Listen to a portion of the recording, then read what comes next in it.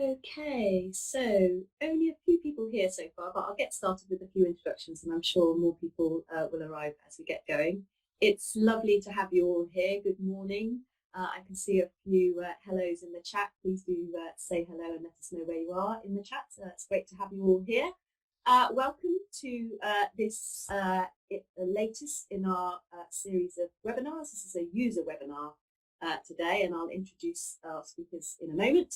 But first of all, just to remind you that here at the CAQDAS networking project based at the University of Surrey in Guildford in the UK, we've got various other webinars coming up before the summer holidays here in Europe. You can see those on the side there, and we've also got a couple of training events still to run as well. So do tap into our website where you can find more information about all of those events and also other resources that we have available about the use of digital tools.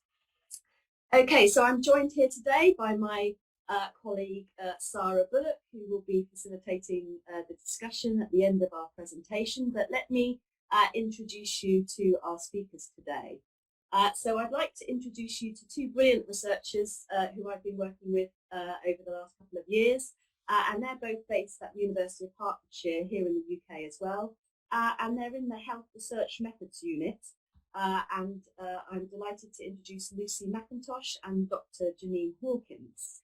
Lucy will be leading the presentation today, and she's an early career researcher, having completed her Masters in Research and Clinical Psychology in 2020. And she joined the Health Research Methods Unit shortly afterwards as a research assistant. And she's primarily been working with Janine and colleagues on the project that she's going to be speaking to us about today. And I'll come back to that in a moment. Also here today is her colleague, Dr. Janine Hawkins, who's a senior research fellow in the same unit, the Health Research Methods Unit at the University of Hertfordshire. And she's specialised in the field of patient experience of kidney care since 2016, working with a team of researchers alongside the UK Kidney Association and the Kidney Care UK organisation to validate and then analyse and report on the National Kidney Patient Reported Experience Measure. That's known as the Kidney Prem. You're going to hear more about that later on. And Janine's been working on that with colleagues for the last 5 years or so. And that's really the work that we're going to hear about today. Lucy is going to tell us more about the Kidney Prem, and then she's going to focus on describing how the CAQDAS package QDA Miner, which is developed by the Canadian company Provalis Research, how they use that software to organise, code and analyse more than 7,000 free text responses to the Kidney Prem survey. And as Lucy does that, we're going to hear a bunch of hints and tips that she's learned along the way, which I'm sure are going to be really useful to those of us working with similar amounts of qualitative data, or indeed thinking about using QDA Miner powerfully for your own research. So I'm really excited to hear about this project. Welcome to both of you. It's great to have you here. Before I pass the floor over to Lucy, just to remind everybody, please do post your comments or questions at any time in the chat, and Sarah and myself will collate those and facilitate the discussion at the end. Okay, so enough from me. Over to you, Lucy, and thanks again for being here. Thank you very much, Christina, for that introduction. I'm hoping you can all see my slides okay. Yeah, perfect. So as Christina said, my name is Lucy McIntosh and I am a senior research assistant from the University of Hertfordshire. This webinar will discuss how I analysed over 7,000 comments using QDA Miner, but the focus is really to give hints and tips and the directions and the journey that I took to do that. So if you're familiar with QDA Miner, obviously some of these functions you'll be familiar with, but there might be a twist or a hint or tip that you can use in your own research. And if you're new to QDA Miner, this might give you an insight and see whether or not QDA Miner could work for you and your project. So let me just move on. So, as said, I have worked with the University of Hertfordshire for like the past year, and I have worked predominantly on the kidney patient reported experience measure, which I'll be abbreviating as Kidney Prem. So the Kidney Prem is facilitated by the UK Kidney Association and Kidney Care UK. It contains 39 questions with a 3-text question at the end. The initial 39 questions cover 13 themes, all to do with kidney care, such as transport, environment, scheduling and planning for appointments, as well as things like how the renal team treats you, privacy and dignity, and patient information. This Kidney Prem has been running since 2016, and during this time has been validated as a measure. So my job is to work on the qualitative responses, analyse these in a way that both units, patients and researchers can have a really good understanding about the areas of care that affect patient experience, both positively and negatively. So this question is, if there is any other aspect of your experience of kidney care that you would like to comment on that has not already been covered during COVID-19 or another time, please tell us below. So that question is what patients receive, and they leave a comment below. In 2020, due to the pandemic, there were an additional 3 questions, all related to COVID-19. These were asking patients what was good about their care during COVID-19, what was bad, and what could be improved. So as you can see, we've got some really insightful feedback on that. So once QDA Miner has been downloaded and you've started up your license, when you first go to click on QDA Miner, opening it, you will get a dialog box like this. And the best way that, the way that we did it was to import from a data file or web service, and we used Excel for this. So the Prem is run on Qualtrics currently, and with that you can export all the responses easily into Excel, and then you can import that Excel spreadsheet straight into QDA Miner. So my first top tip is to have a file that is your working file, and for this you do all your changes, all your coding, all your analysis on the working file, and each day, or when you make a considerable contribution to the work, you will save it separately with a timestamp, and this just enables you to backtrack to previous projects, see the progress of the project, and also helps with quality checking. So at each stage you can get to a point, be like, yeah, we're happy with that project up to that date, and then carry on. But it's good to have a working file, because when you've got a project so big, for example, with over 7,000 comments, it's making sure that the changes being made are in the most relevant and recent file. So this is what QDA Miner looks like. So at the top here, you can see you've got comment, cov good, cov bad, cov better. These are known as the documents. And so for us, these were the different free text questions that we had to work with. So QDA Miner separates those questions so that we know when we're in the comment document, all of those comments below are from that question. You then have the comments in the middle, in the big dialog box here. On the right hand side, you have the coding, and the coding assigned to that comment. So in a new file, that would be blank. You have at the bottom the code book. So this shows you all of your coding underneath each of the categories. You have your variables box. So this tells us all the demographic data, all the quantitative data assigned to that person. So as you can see here, as mentioned, the 39 questions before are on a Likert scale, and these are the responses to those. And then at the top you have your cases. In this case for us, it was each patient that had responded a comment. So we have all of those here, and we can just go through each of these, clicking on them, seeing their comments, seeing their coding. And that's what QDA Miner looks like. So creating the codes. So just briefly, to be able to create your code, you can click on the codes function, click add. A box like this will come up where you can name your code, put it under a category. So if you've already got existing themes, you can just click and select from there, or you can type in this box to create a new one. You can assign a colour, you can describe your code. So this is really useful, especially for quality checking and just helping you to be consistent. So if you assign a code staff, what comes under that?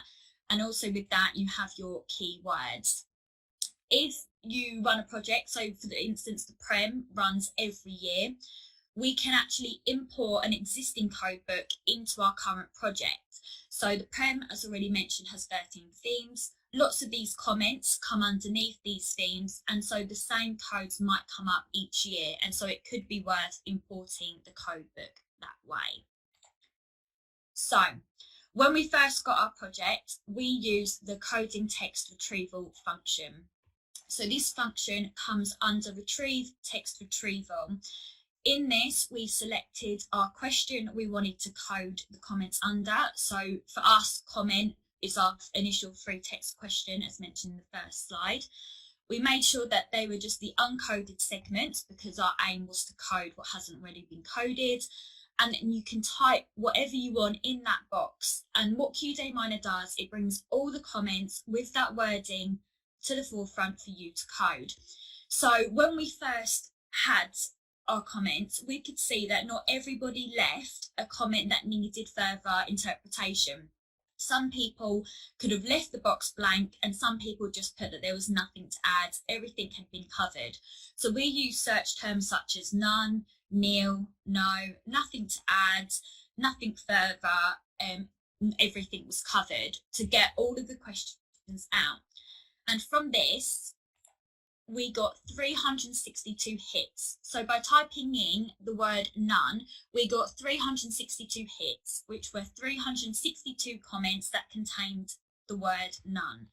As you can see on the box, the majority of these comments just said none. There is one highlighted in green that said none very. So what we could do is we could right hand click on none very, and we could actually remove it from the hit list so that when we code, that wasn't included, because it might be that none very happy could actually be coded as patient happy rather than they had nothing further to add. So once you're happy that every comment within that box is one that you want to code the same way, we can click on the code drop down box, or you can use the blue plus to do a new code. And so for this, we click down nothing to add, and then if you click the green and the yellow button together, it codes all hits together. So all 362 comments that contain the word none and only the word none were all coded the same, nothing to add.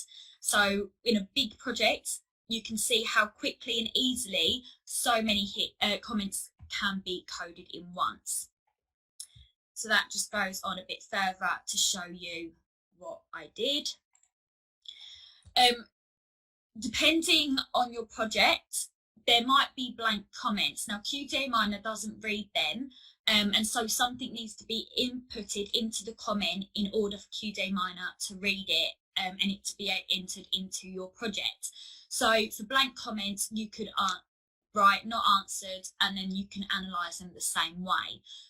It's up to you whether or not you need those people. So in 2020, we had everyone responded and we had some not answered, but depending on your analysis and what you need, you obviously can just leave them out as well. So the next thing we did, so once we managed to eliminate all of the comments that were nothing to add, we moved on to coding by cluster extraction.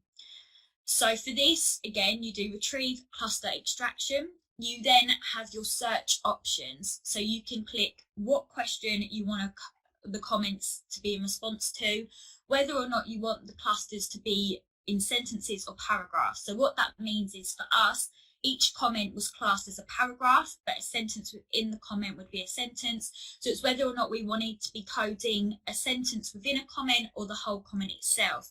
We selected the whole comment itself. We made sure that it was uncoded text segments was unticked so that we only had new comments that weren't coded coming up.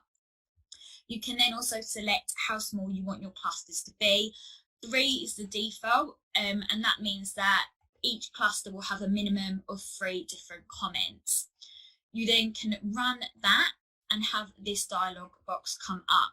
So this box tells us how many comments are contained in how many clusters.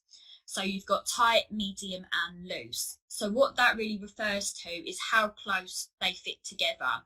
So tight clustering is when the same phrases are coming up, so the comments are extremely similar, whereas medium, there might be some differences, and then loose, it really depends on the frequency of the comments. You could have, let's say, the word now come up in a loose, someone might be talking about environment and someone might be talking about transport, and so they can't be coded in the same way. So I used to select tight first in order to get through a lot of comments and then work my way through the groupings. So this is what it looks like when you select either tight, medium or loose. So as you can see in this first box, the majority of the comments are all talking about water, and in particular, no water. Water on its own, we can either right hand click and exclude from that cluster, so that we'd just be left with the 3. You can then cluster codes by clicking on the cluster codes box and then double clicking or dropping and dragging your codes from the left hand side. So for instance, we could right hand click, remove water, and then click on cluster codes and just double click and drag water and negative in a way to show that patients are disappointed that there is a lack of water available in the unit. So by doing the cluster coding, again, you're able to code multiple comments at a time and making sure that they're all similar, and QDA Miner works that out for you. So following the text retrieval and the cluster coding, the majority of the comments had been coded. There were only a few remaining, and this is when we used the grid layout method. So at the top, you can select your grid and you can put your grid view on, and this is what the grid view looks like. So you have your case, so these are each of the participants, their comment and the coding that's been assigned. Then at the bottom we can have the comment. You can drag that dialog box up to make it bigger, so if you have a lengthier comment you can see the whole thing. You can then highlight each of the sections of the comment as shown, and you can code it using the left hand side by double clicking or dropping and dragging. You can also edit the coding that's already been done. So if you click on the code and right hand click, you can see that you have all the different options there. So you can resize, which means you can make that code fit more of the comment or less of the comment depending on what you want to say. You can also recode, which will bring up your coding, and you can literally click on a new code, click OK, and then that coding will be changed to your new one. And you can also remove the coding. So the grid method is really useful for getting an overview of your comments and looking at the accuracy of your coding, whether or not, you know, when you've clicked, whether the whole comment has been coded, whether or not if you've clicked positive and negative, you can see how separated and what comment was negative and what comment was positive within the same comment. A really good tip is the filtering. So whilst in the grid method, you can click grid filter and edit your filter. You can filter in 2 ways. You can either filter so that you have a specific code that comes up in the grid. So if you click your code filter on, you can click contains either or contains all, and then that just draws out all of the comments that have that coding. For example, you could do contains positive, and only positive comments will come up. You can also filter your sort your grid method, and you can do this alphabetically, text length, by the number of codes, or by the record number. So the record number is your case number, so that will just do it in chronological order of your patients. You can do in text length. So for us, doing it by text length, all of the no, nil, none codes would come first, and then the codes that needed more interpretation would normally be lengthier, and then those will come last. So you can do it in that way in order to see your coding how you need it to be done. So my hint number 2 for this is that quality checking in the grid method. So when you come to quality checking your work, it's really good to do it in the grid method, because whilst it's in this view, you can actually see the comment and edit the coding. So as shown, we can recode, we can delete coding, and we can resize it. So that's a really good way that when you're working through, just checking that actually what you intended that comment to be coded, it has been. And then as a group, you can look through, and if people go, oh, that code might be more appropriate, you can make those differences there. And also, you can see in the box before, you can comment. So if you're doing a quality check, you've coded it one thing and someone in your team has says actually it might be this, you can leave a comment on that code and say, you know, would renaming the code to this be more appropriate? Would actually recoding it from this to this be more appropriate? And you can leave those comments and then come back to them and have a discussion to make sure that everyone is in agreement. So the grid method's really handy. It's also really good that if you have a code for, let's say, care, what comes under care, what kind of comments would be included in that, because technically everything's about care. So you can just filter to just the care comments, go through, and it also can check for consistency. So by filtering to just care and flicking through all the comments, you can check, yeah, all of these comments are talking about the same aspect of care, which in our case was about the way staff were treating the patients. My top tip number 3 is using attitudes. So you would have heard me talking about positive and negative comments. So whilst coding, we coded under what aspect of care the patient was discussing, whether it was to do with waiting times for the transport or waiting times for their appointment. These different codings fell under different themes and they were coded as such. But obviously patients can talk positively and negatively about this. They could say, when arriving to the unit, it's really quick to be seen by the doctor. So that's about a waiting time, but it's positive. Whereas they could say, when I arrive, I'm sat for 2 hours waiting to be seen. That would be a negative aspect of waiting times. So for us, obviously talking about patient experience of care, it was really important to be able to differentiate between whether or not these aspects we were mentioning, these codes, whether they were positive or negative or both. And so throughout the coding, it's really good to create attitude codes. So you have your category as attitude, and under that you can have positive, negative and neutral.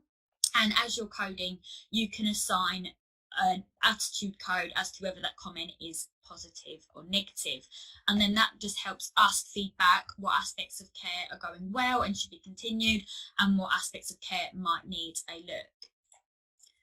So as you can see here, we've got our theme and our attitude codes, and then we've gone along and we've coded positive for that staff comment, because obviously it's saying that staff are really wonderful, and that is a positive comment.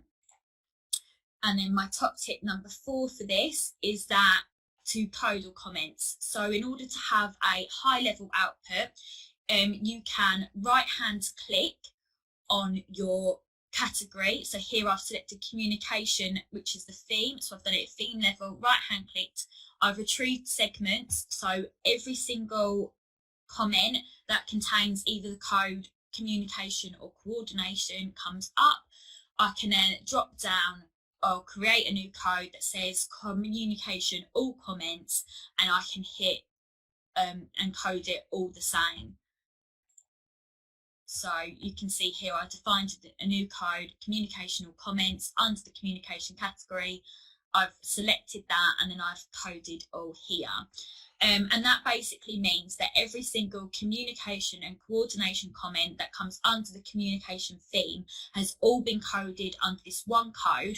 And so when I'm analysing at a higher level to compare what areas of care, so as mentioned, there was 13 themes within the Prem.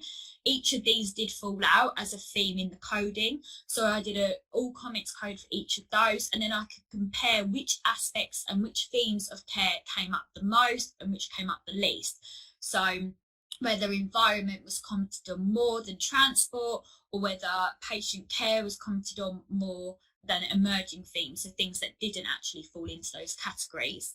It's very, very important that you only do this once all the coding and quality checking is complete, because once you code all comments, if you then remove the communication code, it's still coded as communication all comments. So you'd have to make sure you went back and removed all of that. So it can get a bit messy. So just make sure once you're completely happy and the team are completely happy with how it's been coded, everything's been coded and everything's been agreed and quality checked, then go through, do the all comments coding, and then you can get this higher level analysis out as well. So by finishing with the grid method, and with all those hints and tips, the coding is now complete, and now it's presenting the findings. So the first way we did it was to do the coding frequencies. So as you can see in this table, we have all the comments relating to each of the themes, and this is our high level output. So we can see that environment had the most comments by 333, and then how you're treated was the next, and then privacy and dignity had the least amount of comments, that were by 10. It's also really good to see that the count is how many comments have that coding, and in cases is the people. So as you can see, there were 333 codes that fall under environment, but only 282 patients commented on this theme. So what that's basically showing is that within each comment, a patient might comment on multiple aspects of environment that are coded differently, but all sit under the environment code. For instance, they might talk about the TV and the Wi-Fi. Both of these would be assigned their own code, TV, Wi-Fi, but they both fall under environment. And so those two codings would come under 2 in the count, but only 1 in the case, because it was only from one patient. When in the frequency bar and getting out the frequencies, you can also put them into a chart. So here we've got our bar chart that basically shows what the previous page showed, but in a graph. So depending on how you want to report your findings, and also to show, we can show the frequencies either in a table or in a chart. So hint number 3, so this is for quality checking. In the later stages, when all the coding is done, you can use the frequency list and export it to Excel in order to quality check. So here you can see an Excel spreadsheet. You've got all our codes. So we in the end had it around 140 codes. All of these are sat here. We actually exported them on their frequency and put them in order. So we've got the most commented on code at the top, and it's in descending order, so the least commented on code at the bottom. We removed that to remove bias, because obviously if someone saw that a code had minimal comments, it might sway them into wanting to merge, where they might actually stand mutually exclusive. But here you can see that you can export out using the frequency function into an Excel spreadsheet, and then you can go through the coding in order to check that you're happy with the name of the code, check that you're happy with each code is mutually exclusive, so there's none that may be merged together or might mean the same thing, and then you can check what theme category that code would come under. And then by doing this, you can compare it to what you have, and then it shows whether or not as a team you agree, whether or not the coding's consistent, and whether or not you have got a very accurate piece of coding there. So another way to present the findings is by doing a co-occurrence. Now, as mentioned and shown, we coded each of our comment based on its attitude, so whether it was positive, negative or neutral. So a lot of our co-occurrences showed whether or not each of these codes, or in this case, each of the themes, were positive or negative. So on options, you can select what codes you want to compare, and you just select all of them, and then as you can see, they compare each one. So access to access, we can see there's 192, and then it goes through, but then you can also see negative in terms of access to the renal team, positive in terms of access to the renal team. So here I've highlighted that how you were treated received 122 negative comments and 86 positive comments. So it's really clear to get that comparison and see how patients are commenting. So here is a table based on that co-occurrence output. So to do this, I exported that diagram out into Excel. I removed the duplicate rows and rows and columns, and then I ended up with this. So I could have how many negative, neutral and positive comments there were, and then the total count of the comments. And then you can put them into order and then see what were the most comments and whether or not these were positive or negative. So environment, for instance, we know had the most comments at 333. Majority of these at 298 were negative. But this can be compared to, let's say, price and dignity only had 10 comments and all were negative, or we can look at sharing decisions, again, majority were negative. So yes, it's a really useful way to compare and see that. And then the other way to analyse your data is to do the coding by variables function. So all of these functions, sorry, I should add, come under analyse. So once you're coding, it's under retrieve. So you've got your retrieving for your text retrieval, your cluster extraction, and then all of these functions come under analyse. So we've had analyse by frequencies, analyse by co-occurrences, and this is now analysing by variables. So for us, we wanted to see what patients were saying, and so we looked at what treatment they were receiving, their age group and their ethnicity, to see if there was differences between that. So is the transport better or worse for patients who are coming into the hospital or for those who are coming in to transplanting centres? We could also do it by attitudes, by variable, so we could see whether or not patients who were attending hospital overall, were they having a better or worse experience, depending on the number of negative or positive comments, compared to those who were, let's say, dialyzing at home. So this is the box that comes up for this. So we again can select the comment question that we want. So we selected comment, so the general free text question. We then can select the codes that we want to be compared, and we can check amongst each of the variables. So we selected treatment, and then here we have got CKD, hemodialysis, and we can compare it that way. Again, we can export it into Excel and export it out as a table, so you can see each of the themes across the treatment type. Really cool function are the bubble charts. So whilst in the dialog box in QDA Miner, you can click the little bubble chart function, and again, the same thing exported out in a bubble chart. So a top tip for bubble charts is to make sure that you're displaying the bubble charts by column percentage. This is a comparison. So this is displaying by count. As you can see, fluid and diet information, the majority of comments came up for this, and it looks like it came up for each treatment. By doing it by column percentage, you can actually see that fluid and diet information came up the most for CKD patients, so patients who are not yet receiving treatment because they've chosen conservative care, or they're not yet at the stage where they need treatment. And you can see vitamins and minerals actually came up quite evenly against the three types of patients there. One issue we were having with the bubble charts is that obviously they're great in showing overall how much they've commented on each function, but you need at least one code and able to do that. So you can't necessarily say, okay, fluid and diet, let's just compare that against the variables. Changing the colours, you either have to change them as a whole,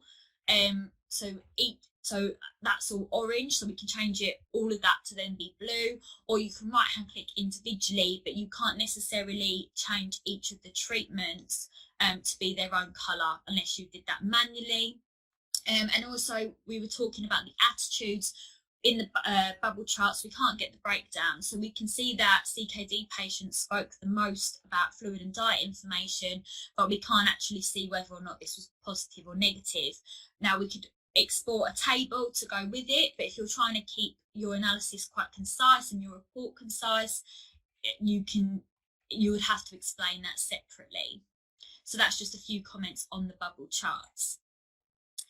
and that's there. And also, sorry, missing data. So let's say here we've got each of the different types of treatment, but it actually hasn't included peritoneal dialysis. So these patients obviously did not comment on fluid and diet as a code, or haven't commented on that, but they've not actually come up either. So unless you were completely familiar with kidney care, the different types of treatment, you might not realise that they didn't come up, and there's no way in the bubble chart to actually put that there was this variable that wasn't included. And same for the coding. So let's say weight gain wasn't commented on by a patient. You can see here it's blank.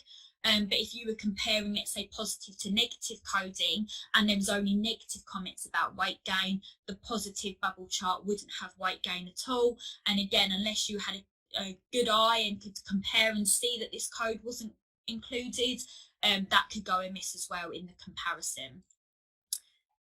So the last thing is the quote matrix. So obviously QDA Miner is a qualitative software, and so it's really good to get quotes into your work and your presentation. So the way to do this is that when you're in the coding by variable box, you can click the blue matrix box there, and then that brings up the quotation matrix settings, where you can select what variables you want added. So as you can see here, we not just saw what the patient said, but we could see their age group, their ethnicity, and their treatment type. And then we can select, so the codes, we've got staff, we've selected what variables we want to be shown with it. We can then run that. We get a box like this come up. So here you can see the comment and then the variables below. It's really important to mention that the main variable that you're using comes up at the top here. So you need to either look up here and put that in underneath, or have separate boxes for each of your variables that come up at the top. And then you can export this into an Excel spreadsheet and copy and paste it into your project that way. So top tip for number 6 is adding the variables to the quotes is really informative. So as long as it's appropriate for your project to do so, and you've got permission to share the comments. So we had made sure that all the comments that were shared, the patients had agreed to. It's really informative to show, because not only can you see what patients are saying, you can actually see what kind of patient is saying those comments. So just quickly, as mentioned at the very beginning, we had 3 additional comments during COVID. What was good about your experience, what was bad, and what could have been done to improve your experience of care. These additional comments, we received 16,007 comments across the 3 questions, and these came from 7,286 patients. So each question we wanted to analyse separately. So as mentioned, we had blank comments in the free text box. We had to include those because patients obviously answered to one of the other 3 questions. So that's why you might need to have not answered in a blank box and have it included rather excluded, depending on if they've commented on other documents. So we wanted to make sure that we analysed each of those questions separately, and we wanted to do it by treatment type. So we wanted to see whether patients who had treatment at home were as affected as those in hospitals, and how they were affected, how it might be different. So if you're at home, obviously you don't need to worry so much about shielding and being with COVID, but how was the communication with the unit? Were you still getting the same service of treatment that you received before? So for this top tip number 7, we created projects based on the separate data. And to do this, you basically filter your entire project to what you want. So we went on, you can either click on the filter little icon, or you can filter going through the coding tab. And we basically selected variable treatment, what we wanted to filter to. We've got what it was equal to, and we selected what treatment type we wanted the project to contain. So once you've selected and agreed on that, so this is the other way to do project export. So you then get that, and then it says make sure that only those treatment types are included in your project. So we did it to in-centre haemodialysis. So now our project only shows the comments from in-centre haemodialysis patients. We then clicked project, export project file. A warning box come up that says only the filtered cases are going to be exported, but that's what we want. So basically we can then click yes and create a new file that only contains comments from that type of patient. So for each treatment type, we made a new project. We then had each of the documents up the top. We then, this is after coding, by the way. So once you're fully coded, we then did this. And then that meant that when we were analysing our data, we knew that that analysis only showed for that type of patient. So when we're doing our coding frequencies, we knew that those comments that come up fell under what question, because we could select that, and we made sure it was only for that certain type of patient.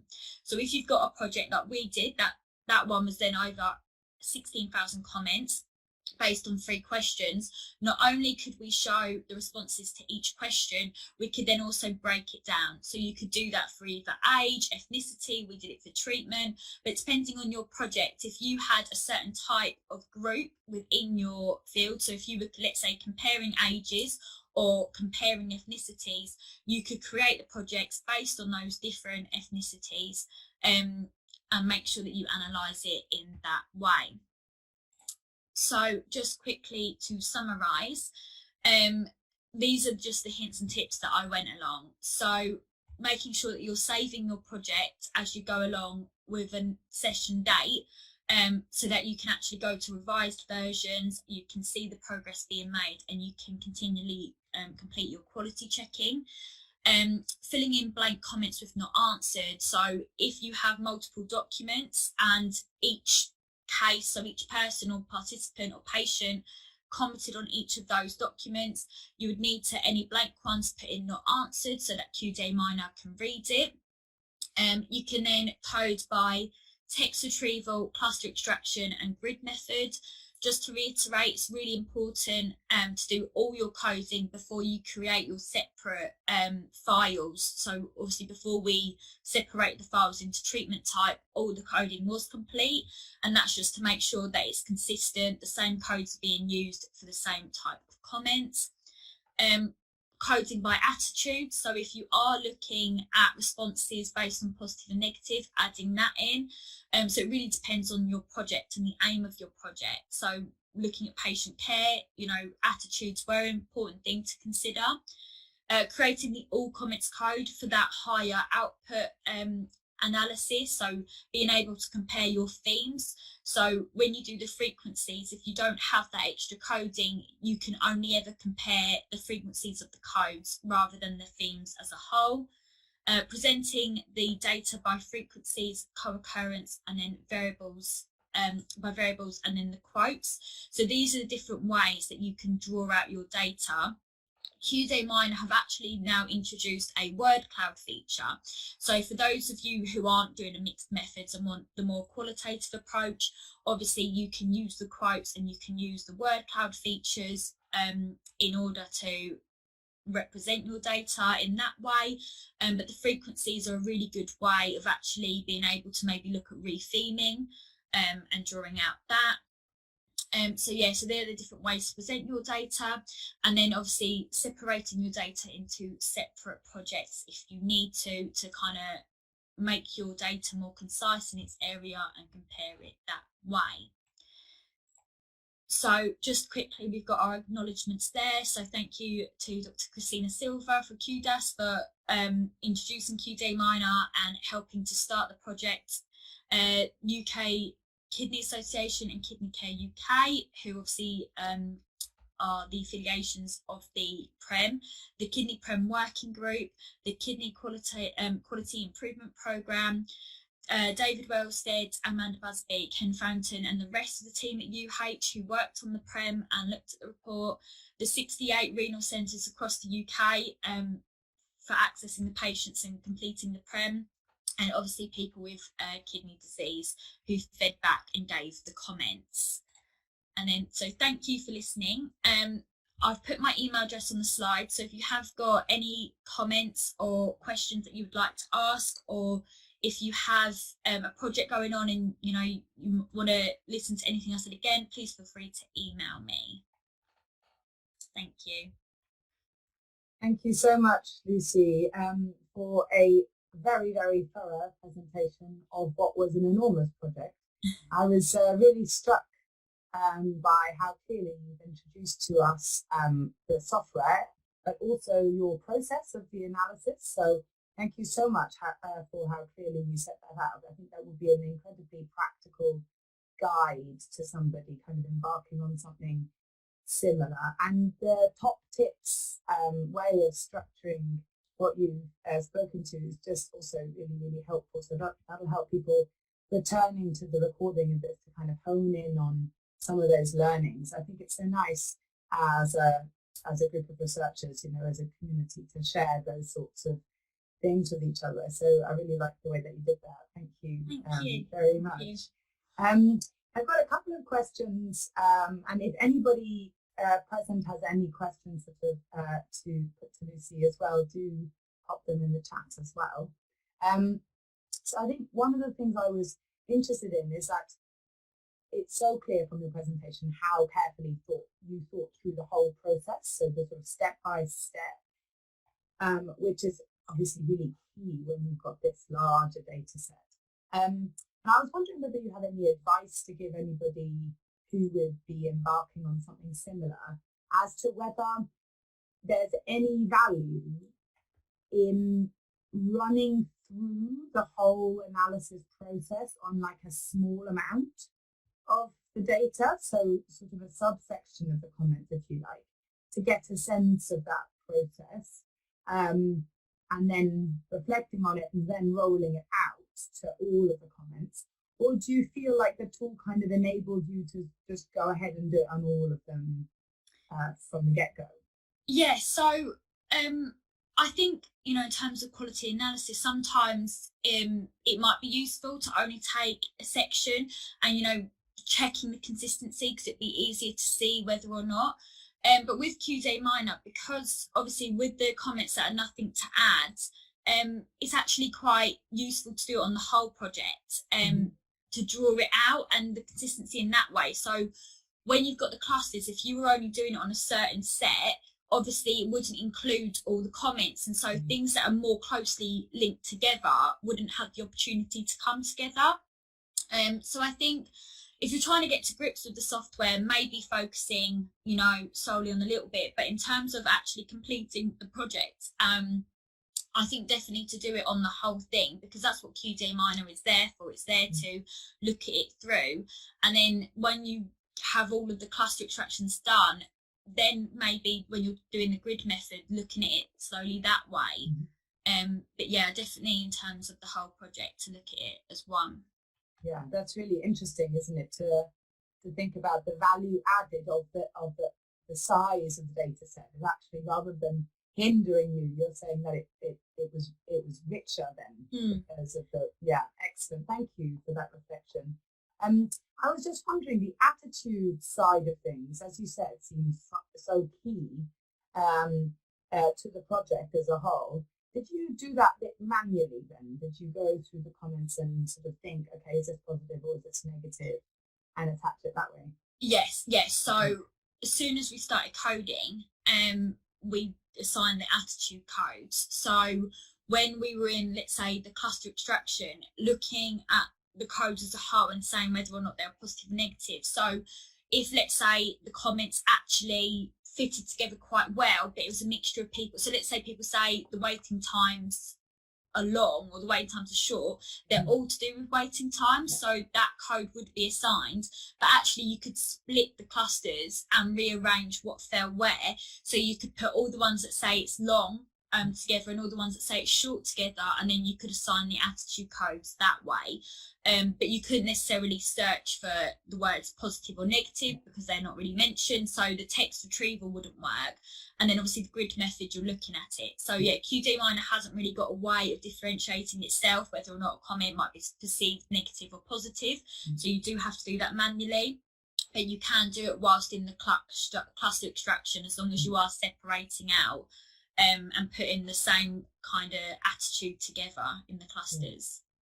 Yeah, that's really powerful, isn't it? Because it allows you to retain the sort of human thinking element to it, the kind of interpretation element, but really embedding that within the automated processes. Great, that's awesome. And I was also thinking about it struck me. I was like, oh, she's saying there's more negative comments about that, and there's more negative comments about that, and there's more negative comments about that as well. And I realized on the sort of co-occurrence table that you were looking at that there's so many more negative comments in total. So I was wondering, was there a way that you adjusted for that in the findings? Yeah, so actually, it was a real massive shame that I didn't think until I was actually giving this presentation. When you look at the themes as a whole, so on that kind of high output level, you could see that most of it was negative. But if you actually homed in within a theme, so how you're treated had like 130 negative comments, 86 positive. Those 86, most of them, like around 80 of them, fell in the code staff. And if you looked at the code staff, that had like 80 positive comments and like 2 negative comments. And so actually breaking it down, so having that high output level, it's like most of this is negative. And then what made it so powerful is when you then did that same kind of table but for the individual codes, is seeing, okay, so environment as a whole is negative, but they're saying that the waiting area and the parking are like really negative, and actually the TV, the Wi-Fi, the cleanliness, the toilets are all positive. And so it's really insightful because the prem is only at like they kind of do it at theme level, like that's changing for this year, but before it was kind of like overall environment sits at a 5 out of 7, which for the prem is quite negative. And then you can actually see and go, okay, that's probably because if you look at the comments, these are the negative comments, so this is what needs to be worked on. We need to make sure that the parking's more accessible and cheaper, and the waiting areas less crowded, but actually carry on with the cleanliness and the toilets being available and stuff like that, because that's what's good. So yeah, we didn't need to really address that because it addresses itself at a more deeper level by looking at it code level. Yeah, really relevant.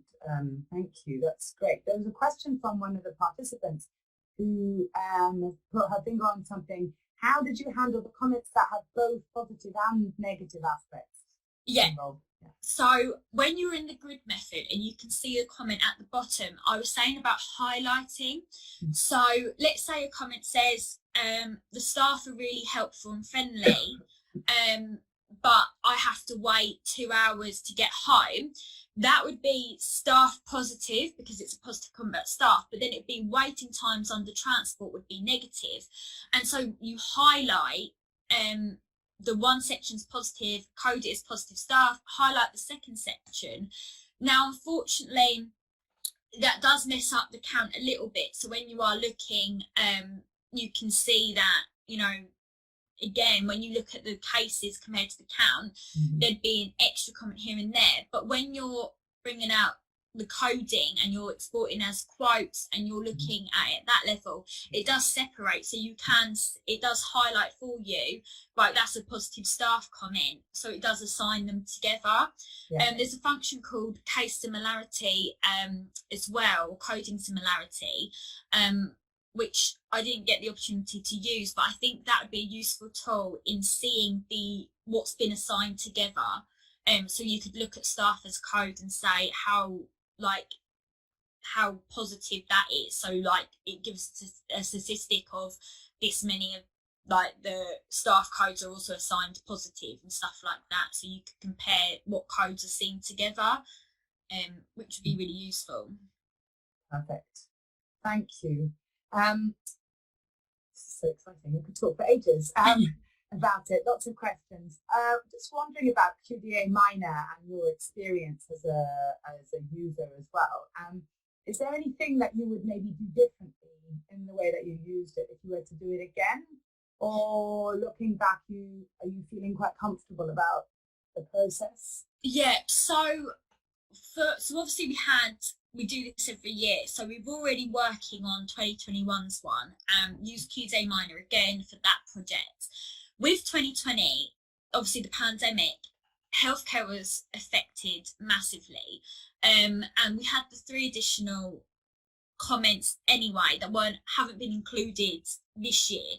So I would say for the 2020 analysis, 100% would have kept it the same, because it's like a huge project, and what we got out of it was so insightful. Like, we were able to see quite clearly what aspects were good, and this year we've actually kept the method very, very similar, if not the same, in order to get that comparison as well. So, this year we're hoping to do like an extra bit on the report to actually say, how has the coding and the comments changed from 2020 to 2021, and actually being able to say, okay, and is that due to the pandemic? So, for instance, again, transport waiting times, that came out quite positively in 2020, because patients weren't having to do shared transport because of COVID. They had their own transport, so transport would come, it would pick them up, and they'd go straight home. Whereas back in 2021, those restrictions have been loosened, so patients are all sharing transport again. You've got the public ambulance that goes round, and so patients are now having to wait for other patients to either finish their treatment or go to the toilet, and actually dropping off other patients before them. And so transport has become a negative aspect again of care, with the comments reflecting that. So by looking at the comments, we can quite easily see, okay, last year, because they were on their own, it's quite positive because they weren't waiting around, and this year, because they're back in shared transport, it's quite negative again. So that's really insightful. So yeah, we kept it the same, and I think moving forward, we were quite lucky in the way we did it. We managed to get quite a rigorous procedure out, that was really useful and reported itself really. So yeah, we've kept along the same way, and just ensuring like the quality checking as we go through. It's such a huge project. I think that's just the most important thing. And like, if your project at the end of it, you don't think it went as well, maybe do the same method again, but add in those extra process of quality checking, because it might be more that made it harder.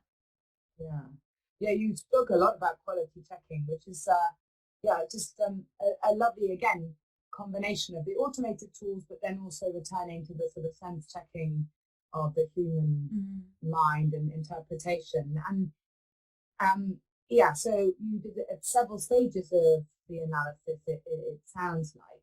So it sounds like it was a really important aspect of the whole process, and that you were thereby ensuring that the help that the software tool is providing in terms of putting material out kind of makes sense at the human level interpretively. So can you say a little bit more about the role of the quality checking process as a whole for you, and how you're going to take it forward in the next years then?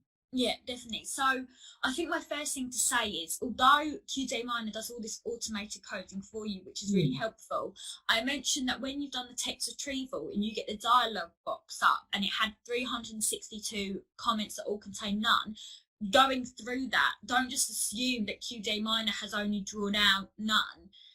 Going through that, because obviously we saw it said none, I'm happy, which would be coded separately because the patient hasn't added nothing. They've actually said they're happy, which shows a positive aspect of their care.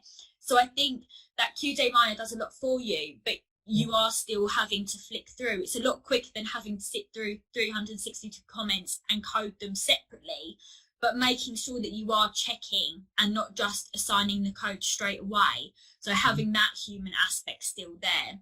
Now, quality checking, obviously, as a qualitative researcher and completing qualitative analysis is a vital part. Qualitative analysis has to be rigorous and accurate and valid, and in order to achieve that, you obviously have to quality check throughout. And we just found that QDA Miner offers opportunities for that to happen, by looking at the grid method, by filtering down to single comments, especially when you've got over 7,000 comments.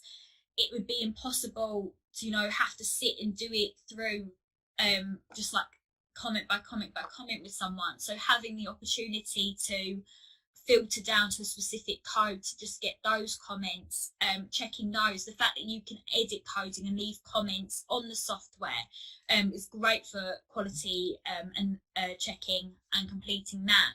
Yeah. But also if you have separate coders, so QDA Miner has a function that you can do coding similarity under the coders. So each coder's assigned, can be assigned a colour and an initial, and you can actually, QDA Miner checks whether or not the coding is similar. So yeah. For instance, if I coded something staff and someone else was coding it care, obviously QCing that should come up, but QDA Miner can also check that and kind of gives a percentage of how much of it is similar. So yeah, I think you know, quality checking is a vital part that every researcher completing qualitative analysis should have within their plan. You know, at each stage you should only ever do, let's say, first of all, you look at a data as a group and you see that, and then you can then look again at 10% of the coding, and then so on and so forth, and just having that built in and then using it. So with the frequencies, we could see, okay, these codes only have one comment, can they be merged? Are they saying the same thing as something else, or actually are they just standalone? And does that make them more important to bring out? You know, someone said this, but it's its own code and it's important. Absolutely. Thank you, Lucy. That's a really thorough answer to that as well. So great to have heard how you did it, your reflections on the process. I thought the whole webinar was so beautifully structured, and I learned a lot, and I'm sure that everybody else here as well is really appreciative of the way that you talked us through this.